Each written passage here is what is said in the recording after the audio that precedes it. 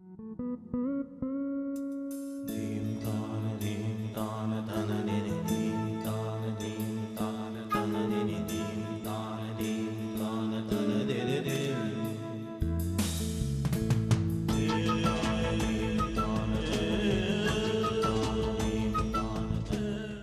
very good morning to all of you, ladies and gentlemen, boys and girls, and welcome to our Facebook audience worldwide. On behalf of Amity's Directorate for Distance and Online Education, I welcome you all to Think Talks by Amity Online, and this is third such Think Talk which has been organized by Amity's Directorate for Distance and Online Education. And we have an exciting topic today, which is Internet of Things, Today and Future. Internet of Things essentially is a network of connected devices and machine-to-machine communication. The new rule now and for future is connect anything that can be connected. Anything means anything that can improve our lives. And that is what is happening. I can foresee a scenario when I'm going for a meeting and I get stuck in a traffic jam and my smart devices in the car are hooked onto my calendar, and they assess the traffic situation and they intimate the other guys that I'm late by so many minutes and the expected time of arrival is such and such, and therefore the meeting may kindly be postponed. Or tomorrow I may wake up in the morning and my intelligent e-home prepares for my morning schedule. The coffee starts brewing up, the toaster starts working, the refrigerator sends signals to prepare some, keep some vegetables and fruits fresh. Anything and everything is possible with the Internet of Things happening today. And to discuss this, we have, galaxy of experts from the industry, and I have privileged to introduce them to you. We have Mr. Vinay Chadda, who is CEO of GVC Systems Private Limited. Next to him is Mr. Jaydeep Chakraborty, who is CEO of Simplify Analytics. Next to him is Dr.Harsh Vinayak, who is Senior Vice President of NTT Data. And then we have Mr. R.G. Krishnan, Vice President of R Systems, and they will be elaborating on this topic of Internet of Things, Today and Future. Over to you, Jaydeep. Thank you. Thank you, Mr. Maheshwari. It's really exciting to be here, among all of you here. Let's talk about what has happened in the last 10 years. In the last 10 years, the cost of processing has gone down 50 times. The cost of bandwidth has gone down by 40 times. And the cost of cloud infrastructure has gone down by 20 times. And thanks to IP version 6, it allows us to connect 3.4 into 10 to the power 38 devices online on internet. And can you imagine the cost of a sensor? An average cost of a sensor today is $50. That's about it. And this has led to a business, a complete industry, which is worth $225 billion as quoted by IDC and growing at 17% CAGR. You cannot talk about, you cannot say that about a lot of other industries. So really excited to be here. We are going to talk about three things, in this talk show.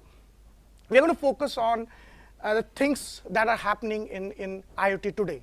Why are we talking about IoT? Let's understand the impact of IoT in the current scenario, which is the today, right? We are also going to focus on very interesting applications of IoT, especially in the B2C area, in the areas of healthcare and education, of course, right? And then we are going to talk about how do we prepare ourselves for the future, okay?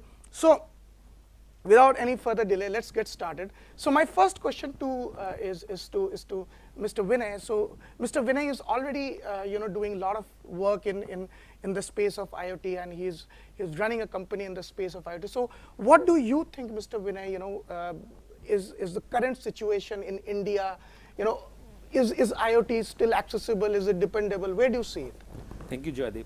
So I feel that I know that IoT is happening today in our offices, in our buildings, on our roads.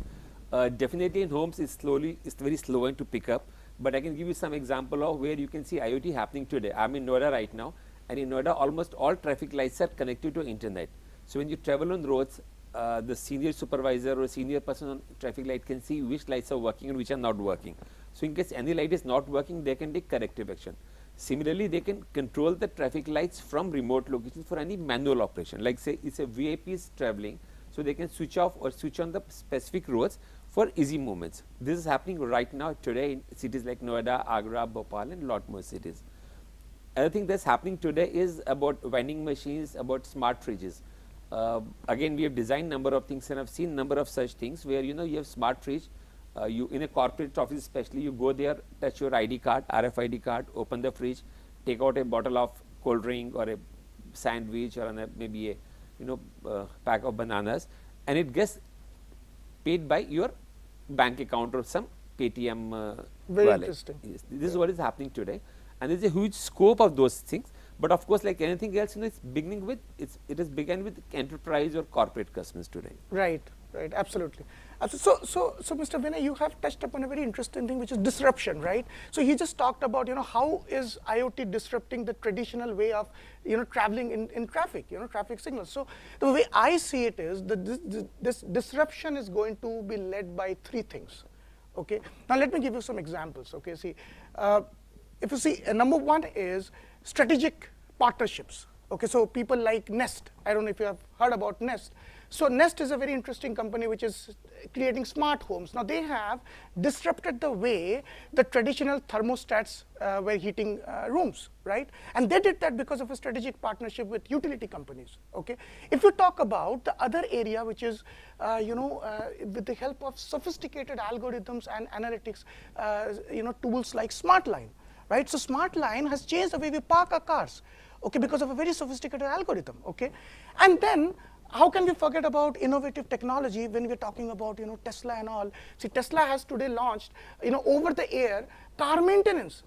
You don't have to go and service your car to a service station. I think Mr. Harsh has done that today, right? He has to drive here with the help of a cab. So if you had a Tesla today and you could have gotten the software update on the air, So what do you think, Mr. Harsh, is going to, drive this disruption? In the three areas, what do you think is going to fuel it? So Jaydeep, you started by mentioning that there are really three components to this revolution that we are in the midst of. There's the devices, there's the connectivity, and then there's data. Right. Right. And I need to focus on the data. After all, I'm from NTT Data. No, so here's what we think. Here's what my personal thought is, that with this proliferation of these devices and the connectivity, the data that was flowing intermittently, for example, electric meter or other devices, right?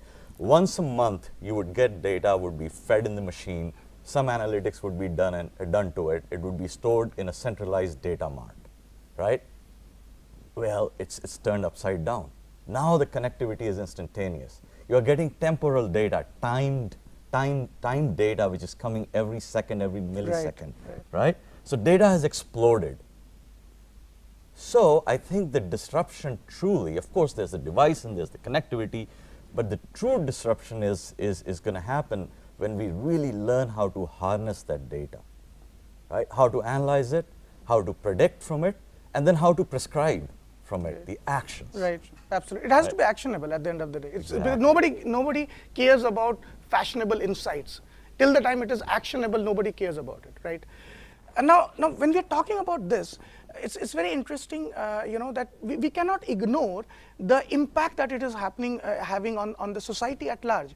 So, police department in US, I'll tell you a very interesting anecdote. So they always thought that 80% of shooters, whenever shooting happens, 80% of the time the shooting gets reported to the police department. And they kept reporting, basis this assumption, they kept reporting that shooting has gone down. And then comes a IoT driven company called Spot Shooter. Very interesting innovation. What it does is, it can not only tell you that this is a gunshot, it can tell you how many shots has been fired, from which location it has been fired, and how many people were there firing the these shots, right? And it relays all this information directly to the police department. and it's a huge positive impact, and all the community service guys and everything is taking up this, this product now, okay? But on the other side, if you look at, there are a lot of negatives associated with it as well. With the, because of this, cheap sensors, people are willing to throw it away. Sure. At the moment, and a lot of times we don't even realize that this device has got so many sensors, which are hazardous to health. And the moment, a new phone comes up, we just dump this thing. Okay, now, there are a huge, waste of, this sensor, which can be catastrophic to our health. So let's talk about, Mr. Krishnan, why don't we talk about a little bit about what do you think, at large, society at large, how is it getting impacted because of IoT, the positives and the negative sides of that as well, Sure, thanks, Jaydeep. You see, any technology innovation or any new concept that comes will have its own advantages, it will have its own disadvantages. You talked about the health hazard and whatever. Look at the positive side. Obviously, how the IoT, wherever it has been implemented, has changed the day-to-day life. I mean, from the day-to-day life, it has made our life so easier. Like you quoted the example of the car that when during the introduction, when you mentioned that when we get up in the morning, our day-to-day activity happen. So there are so many positive things that's happening. How fast we can be mobile from the day-to-day life perspective, how it has reduced the cost, how it has improved the efficiency of the work by having the IoT in place. So there are a lot of those positive aspects of the new technology, new innovation. But obviously, when there's a positive, there is going to be some negative impact as well. That how we are going to be really, totally hooked on to the technology, wherein we don't connect to it's going to have a social impact wherein we don't, even now, people kind of are so much digitally connected that they all do SMS, they all do, WhatsApp. But all this technology, IoT, is also going to have an impact wherein socially people will not be that much connected. There will not be a personal, touch with people. Obviously, health hazard, because you're going to be having a 24/7 Wi-Fi. It's all up. The entire IoT is going to be connectivity. People, that's how it's going to be. So, from that perspective, I feel that there is going to be a negative impact. Also, security is one of the major concern that people are talking about. Health hazard, because you are going to be 24/7. You are connected on the radiation and on the network. So that's how I see that. There's going to be positive and there's going to be negative. Absolutely, Mr. Krishnan, I just wanted to pick your brains a little further on that. So, you see, we human beings are very poor with ambiguity, and when we look at movies like Terminators and all, one thing that always keeps coming to our mind is, are we going to become slaves to the machine one day? Now McKinsey has said that by 2025, okay, 18% of all labor is going to be managed by machines. So, and if you go to Dubai, I don't know if you've been to Dubai ever, you will always see that. You will already see that happening. So the vacuum cleaning and maintenance of house and everything is done automated through machines. So do you think that we are going to rule the machines, or can there be a situation where we are slaves to them? What do you think about this? Well, it all depends how you look at it. Look, if you use those technology efficiently, if you use it to your own advantage, then obviously you are master of it. Right. But then if you think that, for example, you have all these IoT devices which connects to the various aspect of it. The lights are turned on automatically, turns off automatically. You turn all the devices automatically. So now there will be a time that suddenly let's say that you are not connected to it. You are not on to it. Then what happens? Then you are, even now with all the invention of remote control that happened many years back, seldom you walk to the television and you turn it off. You are so much dependent on all the technology and all the innovation that you are totally lost out of it. So obviously, yes, it all depends how you look at it. There are people who think that yes, they can become a master of it. Depends upon usage of it. But there are obviously people you're going to be totally slave. You're going to totally depend on the machine. You don't. Suddenly there'll be a situation that if you have to make a coffee by yourself, you won't even know which button to press because you are so much. You've become a slave of the IoT. So very true. So may I introduce? Yeah. Please, Dr. Harsh. So well said. but I have a personal philosophy on matters of technology. It's not going to stop, right? It's not going to stop. It's going to happen. And we have to march forward with it.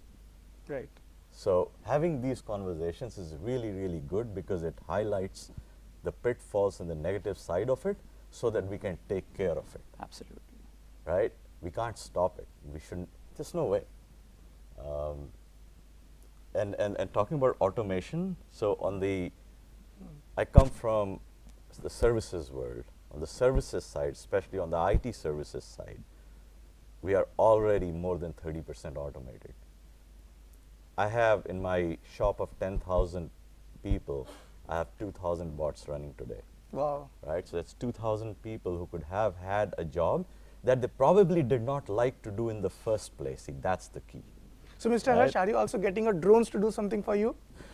Well, some folks are, like, Right. should I talk about Yeah, why one not? of Yeah, those absolutely. stories? So it Yeah. kind of ties back to the negative side that we talked about, right? It's not really negative, but it will highlight how this technology can also be used on the side where maybe there's some ethical issues with it. Right. Right. So I'm currently working on a drone, which is an insectoid drone. It's about that big. It's the size of a bee. It flies, and we have it. The thing is that U.S. government has had it for the past 6 years. Wow. And yes, and Harvard has been working on it. 3 years back, U.S. Army funded to $500 million that we know of, public funding. We don't know of the funding that isn't public. And the program went black, right? So I talked to the professor there. He said, I can't publish anything anymore. It's all black. Now think of this situation. You know, right now you're hearing about all these drones in Northwest Frontier Province, and there's lots of collateral damage whenever you know they go in action. Well, instead of that, a beekeeper drone comes in, sends a swarm of drone. There's a navigator drone. It's all IoT, right? It's all connected, right? And it's got a navigation system. It's got some DNA imprint or whatever it's seeking out its target. It finds its target. The next wave of drones come in. They have this imprint of the biosystems or biological imprint of the target, confirms it, and then comes this executioner drone with maybe a lethal injection. Who knows, right? And that's it. Now, it seems science fiction. For 3 years now, some of the governments out there with the biggest pockets have been working on it. Who knows? Yeah? So that's the other side of it. Again, it's not going to stop, but we need to be cognizant of it. Very interesting, you know, and for a moment I almost felt that, you know, a James Bond movie is coming live, you know. But I think it's not too far when this is going to happen. By the way, let me also welcome a lot of other thousands of guys who have already joined us on Facebook, and I would love you know, to take questions. You know, all the panelists would love to take questions from them. So folks out there all across the world, you know, we are looking to address all your concerns and your questions, whatever it is. Just keep posting them. We would love to take them. Now, moving forward, now that you have already started about the applications, you know, let's talk a little bit about application of IoT, right? So, see, in B2B, IoT is already evolved and fairly, you know, getting used also. For example, you know, you go to any US European retailer, you will see that the store layout optimization and everything is happening through IoT devices. You know, logistic companies have mastered supply chain optimization because of IoT, right? Even oil and natural gas companies have created sensors which can help you figure out where the next oil field is, right? Now, B2B it is happening, but let's focus on the B2C area. You know, what can, and that is a bigger piece, you know, that is a bigger pie, okay?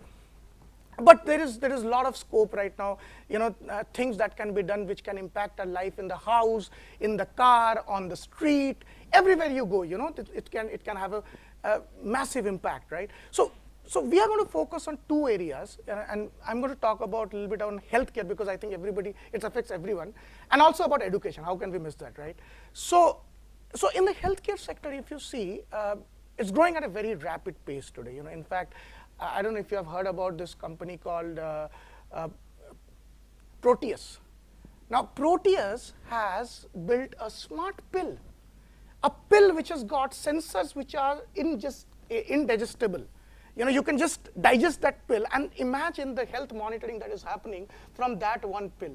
Okay, and they managed to raise $300 million worth of funding over 10 rounds. You know, so Mr. Harsh, you know, can you also throw some light on, you know, applications when it comes to, you know, healthcare, because, you know, you are in the middle of cutting edge technology, you know, so maybe you can shed some light on that. Sure.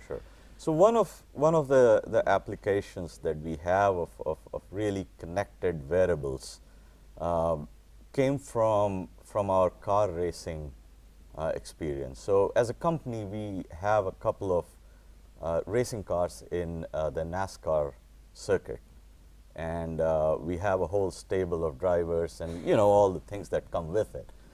One of the issues with these drivers, and if those of you who have seen any of these races, it seems like they're doing nothing, but you know what? They're one of the highly stressed folks sitting in there, going at 300 kilometers an hour and going from acceleration from 9G to minus 9G in seconds, right? And the body is absolutely, it's getting through physical shock every second.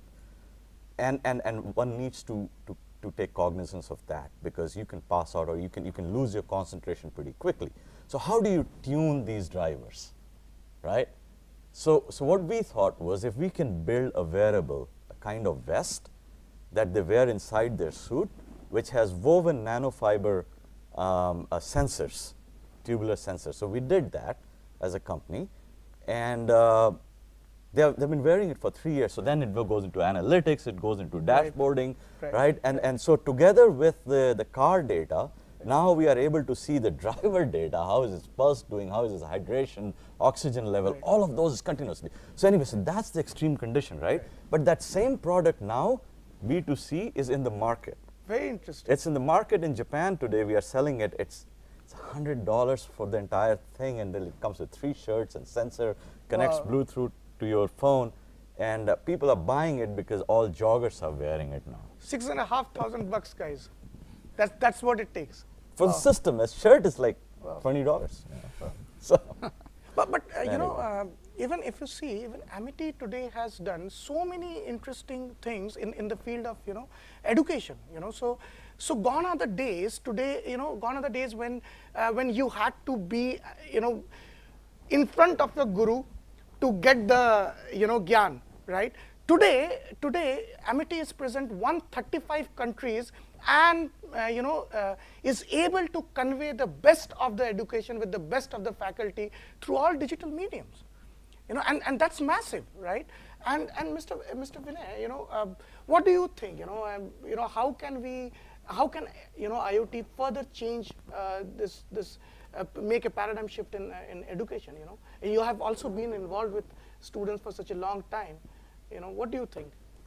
IoT in education is, there are many such possibilities, small and things. What you mentioned about is, you know, transferring data digitally via this thing. Right. But let's talk about classroom where a class is happening physically. Let me give you a very small example of attendance. Teachers spend some time on taking attendance, and then there are proxies, and, you know, naughty students, they do all kind of things. So what's happening in some of the places is that, you know, the attendance is being marked by smart tags. You walk into the room, the tag gets marked. Another possibility, another thing that is happening, at least in India today, is a lot more other places also, is tracking of small kids. The kids who are very small, young, studying in, you know, pre-primary school. So they wear a Bluetooth enabled circuitry, Bluetooth enabled small tag, and you know, wherever they go, the parents or the teachers can track if there is. I have a 2-year-old kid. You know, I think this is going to be a blessing for us.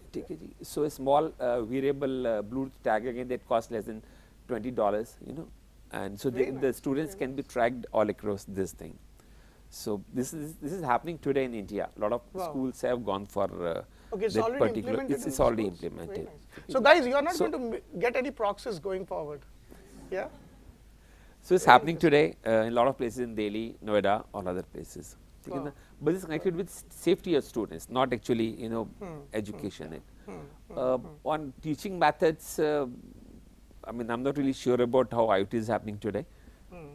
But safety and security of students, a lot of things are happening. Yes. Very nice. So that plays into, I think, the privacy that we mentioned, right? I tell my kids that wouldn't it have been easier that when you were born, we'd take like a Proteus kind of device and just put it right here and know where you are. So anyway, you want to talk about that part? No, absolutely. So I think, let's move forward and let's talk about evolution. Let's talk about the future, right? See, if you look at the evolution, the way things have happened, it all started with M2M, which is machine to machine, where a local machine could get connected to another local machine, which is like, when you're driving in your car, your car can respond to your call through a Bluetooth device, right? And then, you could control a machine and through a remote control, right? So all of this was happening, okay? Which meant that, you can control and you can monitor. But then IoT happened, okay? IoT allowed you to connect several networks and several devices, but within a single industry. So today, if you're talking about education or talking about healthcare or wearable device, if you see, all of them are focusing only on one industry. That one network is what it is. But like Mr. Maheshwari just suggested, that it's going to be Internet of Everything very soon, wherein the fun starts to happen, and that is going to be the ultimate intelligence, guys, when you are able to, your network, from healthcare is getting connected with, education, to retail, to all, to even, your travel plans and everything is all getting connected. But then the moment that starts to happen, and it's going to happen very soon, there are going to be a lot of issues that we have to be prepared for. And one of the primary, fears which when we talk, we always talk about security and dependability, right? I'll give you a very interesting anecdote. So in US there is this, ventilators, smart ventilators, okay? And then so there is this company which makes the smart ventilators, and they decided to do the firmware update through wireless through internet itself, okay? And then their website got hacked. I'm not going to take the name of the company, but then that website got hacked, and what happened was the malware along with the update started to come in that ventilator, and it stopped to perform the way it was supposed to perform, and patients' life were at risk. What happened with Dick Cheney, the previous vice president of US, he had a heart, equipment, and it was a smart device, and Mr. Dick Cheney said that, I want the smart element to be removed out of this because there is a threat to my life if this gets hacked. And that is US vice president. He would have got all the, he has got all sort of technologies available, but it's a threat, So today, what do you think, Mr. Krishnan? How do we secure these systems? How do we make it more dependable? What are your thoughts around that? Well, you see, the prediction is that by 2020, there's going to be at least 30 billion, devices that will be connected across the globe. Now, what does that mean? That each individual perhaps would have at least 3 to 4, so 1:4 ratio, that each individual will have 3 to 4 devices within them connected, like a button or something. So obviously that is going to pose so much of security threat and security concern. Like like somebody was telling me that practically if you're not at home and you have guests who are at home, and then your home is logged, you can practically control from your device, allow them inside, and even if they don't know anything what's happening inside, you can control it through your device. Right. While all that looks good, but from a security perspective, that's the concern that regulatory compliance people are still working on it to see how we can make it better secured. Because if one particular device gets hacked, obviously that would have an impact on your all other devices absolutely, as well. because they're all having the same firmware. You put malware in one device, it connects to something else. So that's going to have a huge impact if that is that happens to one device, and you're talking about 4 devices at a minimum.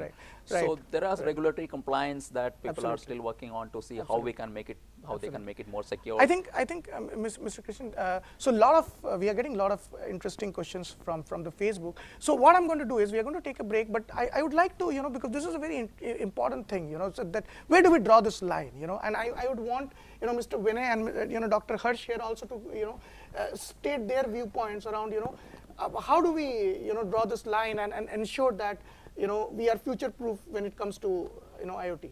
Honestly, right now it's very scary. I've got a device at my home where you can say that I want to hear Amitabh Bachchan's song, it'll play that song. But I'm really afraid that it's listening to all my conversations with my wife and my daughter, with my grandson, and it can monitor us. Right. It's scary, Right. yes. Right. But the issue is that, like Dr. Harsh said, that you can't run away from it. Technology is coming in. Right. Just be more Right. safe and more secure. Right. And our firmware people Right. have to have more security feature into it. I'm really sorry about this, Mr. Vinay. Just couple of seconds for you, Dr. Harsh, for some closing point of view on this. So my thought is yeah. that things mature. So Right. it was an Right. explosion. Right. People are doing their different Right. things, but every large company, a Right. small company is coming together with security standards, Right. from development to implementation, Right. To running it. So it will come, it will happen, we'll settle down, and we'll take care of it. Right? Awesome, awesome. So we are going to get into a break now, and after the break, we are going to take a lot of interesting questions from all you folks. Okay, thank you so much, guys. Okay, welcome back. Welcome back, guys. What we are going to do is we are going to take a couple of interesting questions now from our esteemed audience. So who is going to ask the first one? Sir, my name is Manoj. And Yes, Manoj. I have a question. So basically, since the IoT has emerged at a large level, and the objects are interconnected with each other, so now I want to understand how knowledge management will take place in this scenario. Right, very interesting. Dr. Harsh, would you like to throw some light on this? Sure, I can start the conversation. Right. So it's a great question because as we said towards the start, there's devices, there's connectivity, and there's data. And data is flowing it at an unprecedented speed. So what do we do with it? If we are going to do what we have always done, which is put it together in a central data mart, it's not going to work because you need terabytes and terabytes and there's not enough space to store this data. And once you store it in a centralized place, how do you really access it? How do you sort it? I mean, the traditional tree structure will not work here. It's just happening. Things are happening so fast here, right? For example, one of the things that we do is for the town of Victoria in Australia, we run their entire transport system. So their ticketing, their stores, all their microtransactions on the card, it's all being done through these IoT devices. There are hundreds of thousands of these devices out there. It's called Mikey. And the data is streaming in continuously. So what do you do? Great question. So really where it's going is what's called towards the edge. Yeah, so everything used to be towards the central mart. Now it's towards the edge. Your devices are on the edge. And devices are no longer just collection points. Devices are becoming smart, right? They have a storage of their own. They have their thinking capability, their cognitive capability of their own. So really where it's all going is that analytics and the storage of some of these knowledge needs to be done more closer to the edge rather than the central repository. So really where analytics is going is, all right, so we want to know something about what's happening in maybe this station or this bus or this tram. Instantly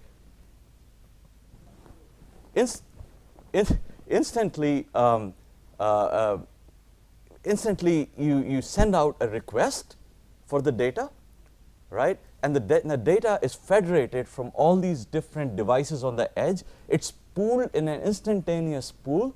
Analytics happens right there. Intelligence comes in. Prescriptive action is given. The data is disbanded. Right? So I think that's where, this is where we are developing our data analytics system, from where the knowledge is being stored, where the data is being stored. But yeah, I think, no, absolutely. I think, see, the way I see it is, data has always been around us. Okay, IoT is just another way of getting that data accessible. The key differentiator is can I put a layer of differentiated analytics? Even analytics has evolved a lot, and the idea is that, so let's say, I go into a store. Now, a smart camera can realize that it is the same guy who's coming and visiting me again. But the fun starts to happen is when I have differentiated analytics layer on top of it, which basically tells me that this is the same guy who had come last time around, and this is the purchases that he did, and he had so much of bags, and he could not get a concierge, and now today I'm giving him a real-time personalized, and it is not only about promotions, it's not only about selling, it's about improving the customer experience. Okay, so I think that is going to be the game changer, if you ask me, and very interesting question. And I think you're also in your analytics engine, and I see more and more, and you did touch upon this, is that it's going one step further. So it's not just that you came in last time in the store and you looked at this rack, it's also that you just booked a hall in a hotel for your wedding. Right. So here we go. We know exactly what is it that you need. Yeah. And that is when the fun starts to happen. Yeah. And Thanks, you see, the thanks. IoT is going to be the input for the data Right. analytics. So obviously, that's going to be Correct. great help. Thanks. So it's Anybody else after Manoj? Sorry, Dr. No, no, please. Good morning, sir. I'm Anisha, and I'm a management student. My question is directed to Vinay, sir. So my question is, what would be the impact of IoT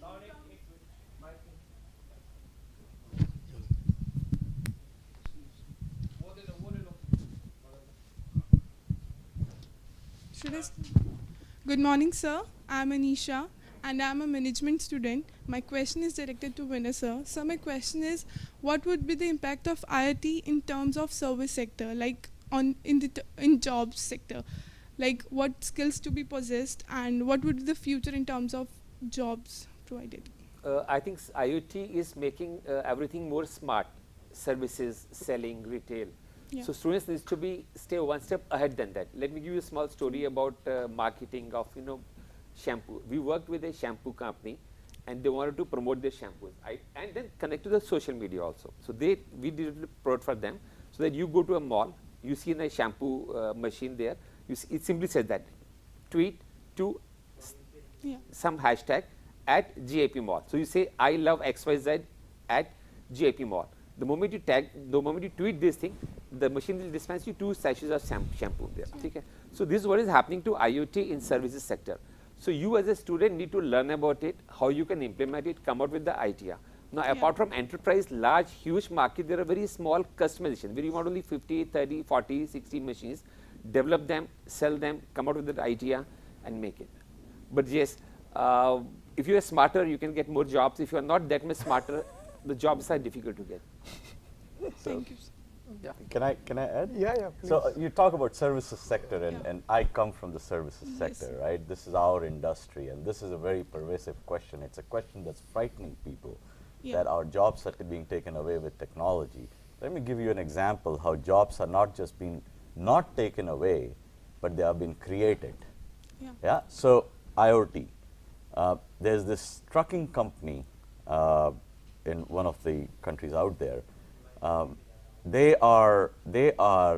they want to know what their drivers are doing at any moment. Not just that, but they want to know what's happening to their truck. They want to collect all that data. They want to analyze it, and they want to bring feedback to the driver on what training that driver should get, right? Now that brings in all this data. So they have a video, they have 2 or 3 videos in their truck, they have accelerometer, they have velocity. I mean, all those data is being fed and it's being collected, right? Now someone has to intelligently look through the analysis that's coming in, Right. and give feedbacks, right? Yes, sir. So that's a new job. It wasn't there yesterday. Thank It's a you, smarter sir. job, as you said, Right. right? Thank But you, it's a sir. new job. I got my answer, sir. Thank you. Thank you. Super cool. So what we are also now, we have started to get a lot of questions from a Facebook audience, and let's start with the first one. So this comes from Nishant. Okay. So the question is, how do you see a household being impacted by IoT, and to what extent we should be ready for it? So how do you see the households getting impacted by IoT, and To what extent should we ready for it? Mr. Krishnan? Yeah. Okay. Yeah, well, you see, it depends how you look at it. Obviously, it is going to have a impact because your day-to-day life is going to change. The way you think today when you get up in the morning, and the way you plan your activity, that this is what you're going to do. All those things going to change with the evolution of IoT. The way you think, the way you plan your activity, the way you drink your coffee, the way you drive to office. So it's one step ahead of it. From the house, from the living perspective, the way when you enter home, you want your air condition to be turned on an hour before you get there. You want certain program that nowadays there are facility, but then you want all the things to be automated. So all those things are going to have an impact from a household perspective. So yes, it is. Interesting. And Mr. Krishnan, when do you see these things becoming readily accessible in India? Probably, what would be the timeline that you foresee? Sure. You see, it's available even now. We have a great network facility that we have now that we didn't have many years back. But with the evolution of new 4G technology, with the new IMS technology that has come up, we do have the greater bandwidth, wherein at the end of the day, what IoT is all about internet. If you don't have internet, then nothing works. It's all internet. So I see that it's already available, but yes, maybe in another 5 years down the road, maybe 10 years down the road, when we have better bandwidth, and then you see all this technology, people have to embrace the technology. Unless you embrace the technology, that's not going to happen. So we are there, but then yes, maybe in another 5-10 years, we should be. Very interesting. Very interesting. So we are going to take the second question. This is from Mr. Ashish Kapoor.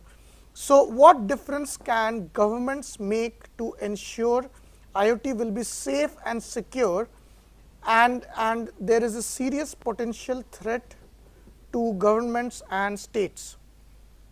So basically, so what can government do to ensure that our privacy is maintained and we are all secure? Right, and also, a lot of times even governments can start to act irresponsibly. So how do we put in the right checks is probably the question, from Mr. Ashish Kapoor. So who would like to take this? Yeah, Dr. Harsh? Yeah. And this is again my own philosophical thoughts, is that government intervention is a two-edged sword. Right. Right. It's good at certain points, but not good too early. And I believe that explosion in technological advancements happens sometimes, no, I shouldn't say sometimes, oftentimes, despite the government regulations, right? So that's on one side of it. But when it starts to get to the point where it becomes a pervasive technology, where it's maturing, there needs to be certain regulations that comes in place, and it's happening, right? So do not call, right? I love it. Right? At one point, we wouldn't have even thought about it, right? Because we wanted to be on the phone, we wanted to get calls, right? And if there was a do not call, maybe this entire telemarketing wouldn't have come up. But anyway, so where I'm going to is that there is a place for government regulations, and it needs to be there at some stage, and there needs to be certain, for example, IEEE standards that needs to be followed, and it's happening, by the way, right? Government's Data Protection Act is coming together.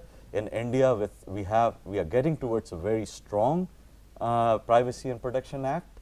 In US, UK just, Europe, including UK, just revised their Data Protection Act.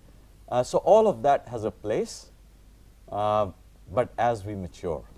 This is a very pertinent question. The reason is, think about it, a simple, wellness, a wellness device, smart device like a Fitbit, okay, can actually, you cannot imagine what amount of data that it is capturing today. Okay, see, that small device that you keep wearing in your hand all throughout the day knows exactly how much you sleep, when do you sleep, where do you sleep, okay. It is able to capture, where do you go to gym. It knows everything. And then you have logged in through your Facebook profile or maybe Google profile. So it also knows, uniquely identifies you. Now, if someday it starts to act irresponsibly with that data, then you are a threat. And these regulations, the sooner it happens, the better it is for this entire industry. I think so. Yeah, that's the reason why I said that, when you asked me the question about, how Right. far are we and in terms of our readiness. So all these things are already coming in place. Government is, there are government bodies who are already Right, working to come right. up with a different framework, Right. different protocol that can be used, for implementation of this. So yes, the answer is yes, people are really working to see. Right. So we are going to take one more. We are going to take one more question now. We are running out of time apparently. So this one is from Neha Sharma. Okay. So the question is, what can a common man do? Interesting. This is about the common man. Okay. So what can a common man do so that he is secure in terms of privacy and also at the same time abreast with the latest technology? So basically, we as consumers, I think the question that Neha is asking is, what should we do as consumers of this technology? Are there some do's and don'ts probably that we should keep in mind as we latch on to all these IoT devices? It is really complicated because in case you want to safeguard your privacy, you should use minimum of IoT. You want more facility, use maximum of IoT. So this has to be a balance between your safety, security and privacy, and every individual has to decide whether he or she wants to share his location, knowledge, blood pressure, blood sugar level, health with the internet or not. So it has to be the individual's choice, but my suggestion is that each individual should understand the positive and negative points of technology of IoT and decide whether they want it or they do not want it. Choose wisely. Right. And add to that common sense. Yes. Right? Yes. I mean, when we were kids, we were told, don't talk to strangers. Well, now you can talk to millions of them. Right. So, common sense. Use it effectively to your own advantage. So I think we are going to take one more break, okay, and then we are going to resume back. Okay, so I think we have run out of time now. So it was amazing, interacting with all of my esteemed panelists and with the guests out here with the audience. I hope we managed to add some value to you guys, because that was the intent. Okay, and we really look forward to coming again in such talk shows, and talking about these interesting new age technologies also gives us perspective, vision, and I think that is the most important thing. We want to go away from here giving that perspective, that vision about what can be done with IoT, and you guys are the torchbearers of that. So all the best, guys. We had a great time interacting with you guys, and wish you all the very best. Thank you so much. Thank you. Thank you.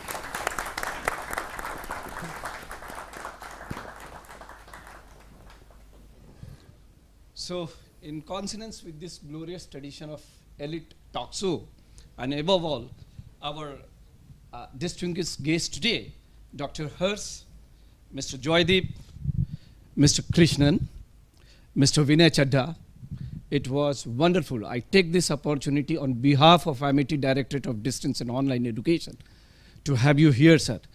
Each word of yours was so meaningful, so delightful, that throughout the discussion, we had no time, in fact, to think anything else than your discussion, your words. I think all audience will accept this. I think all our audience will support this. Sir, it was wonderful to have you here. And we consider, and we definitely, with this inculcation, that you will come here again and again to this campus and convey your talks to the audience. I thank to all the audience sitting here for the patience learning, and of course the audience of Facebook.